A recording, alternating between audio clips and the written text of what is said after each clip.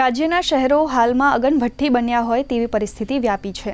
સુરેન્દ્રનગર અને અમરેલી 44.5 ડિગ્રી સાથે સૌથી વધુ ગરમ રહ્યા હતા, તો 44.4 ડિગ્રી સાથે અમદાવાદમાં પણ કાળઝાળ ગરમી નોંધાઈ હતી, તો સુરતમાં પણ 42.3 અને ગાંધીનગરમાં 43.7 ડિગ્રી તાપમાન નોંધાયું છે।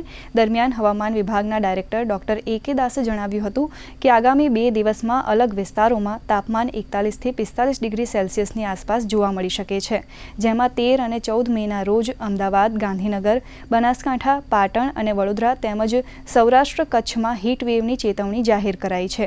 ઉપરાંત તેમણે કહ્યું કે દક્ષિણ પશ્ચિમ ચોમાસું 16 મેની આસપાસ અંદમાન અને નિકોબાર ટાપુઓ અને 15 જૂન સુધીમાં ગુજરાતમાં પહોંચવાની ધારણા છે।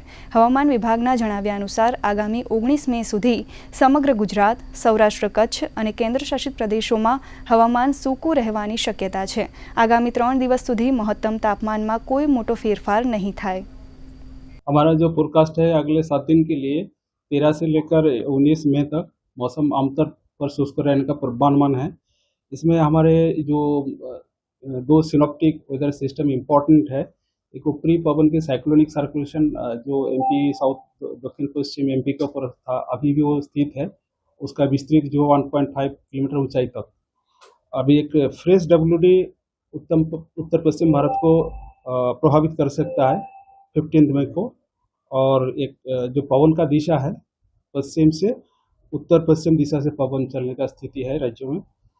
अभी जो अधिकतम तापमान है अगले 48 घंटा तक कोई बड़ा बदलाव नहीं रहेगा, लेकिन उसके आगे 2 से 4 डिग्री सेंटीग्रेड टेम्परेचर फॉल रहेगी, ग्रेजुअल फॉल रहेगी।